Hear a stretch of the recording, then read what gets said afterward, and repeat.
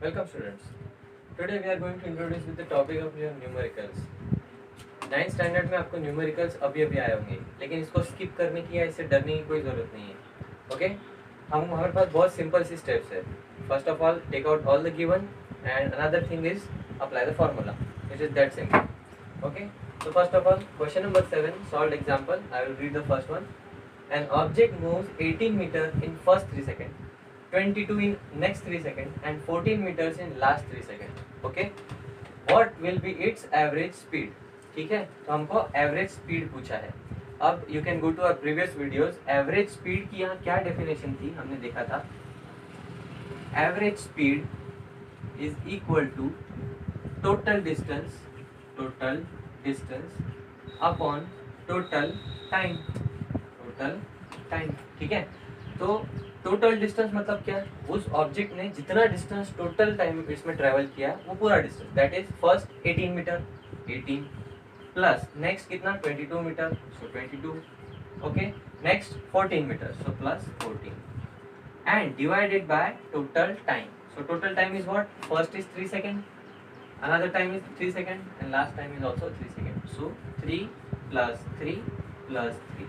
Okay, so it will give us average speed will be equal to 18 plus 22 plus 14, that will be equal to 54 divided by 3 plus 3 plus 3, that is 9, which is equal to 9 मतलब 9 6 are 54. So 6 meters per second will be the average speed. See, it is that simple. Now we come to another problem. Problem number B. I am reading the problem. An object of mass 16 kg is moving with an acceleration of 3 meter per second square. Okay, calculate the applied force.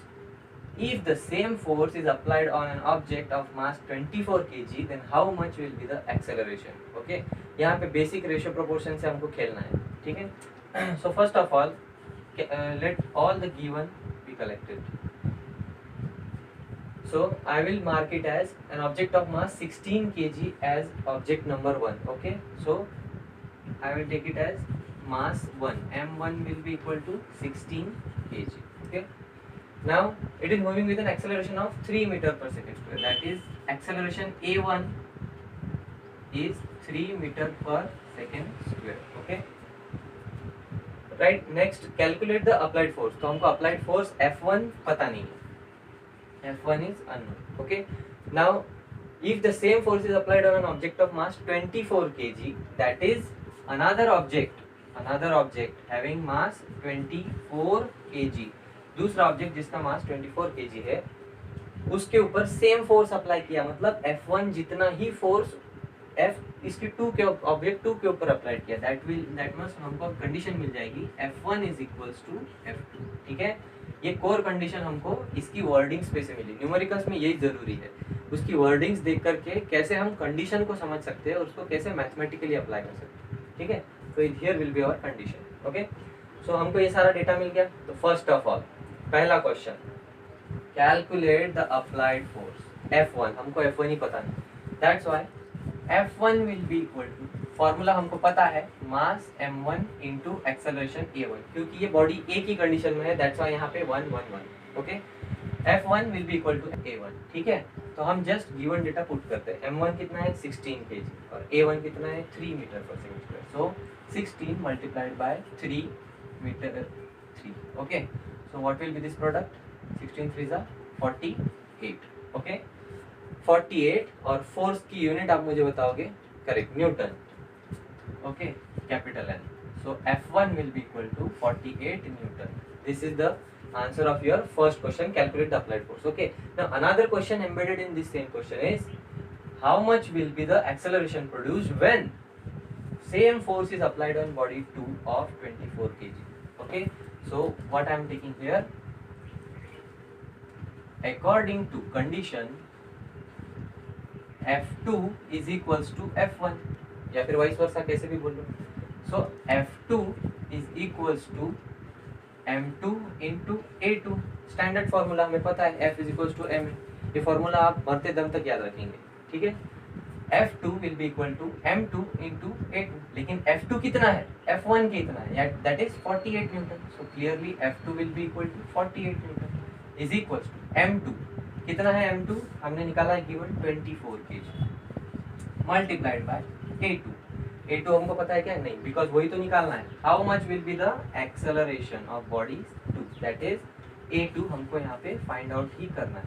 A1 हमको पता था. Okay, now see A2 के लिए formula बनाऊंगा तो क्या होगा, ये 24 इस तरफ मल्टीप्लिकेशन में है, अगर इक्वल टू साइन के दूसरी तरफ जाएगा तो डिवीजन में आ जाएगा, राइट.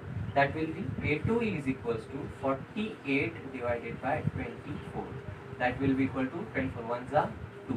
ओके, सो 2 मीटर पर सेकेंड स्क्वायर, दैट इज हमको ये मिल गया acceleration A2 is equals to 2 metre पर second square.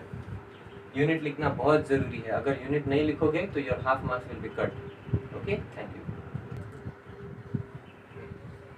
So welcome students. Next problem is problem number C. Given data.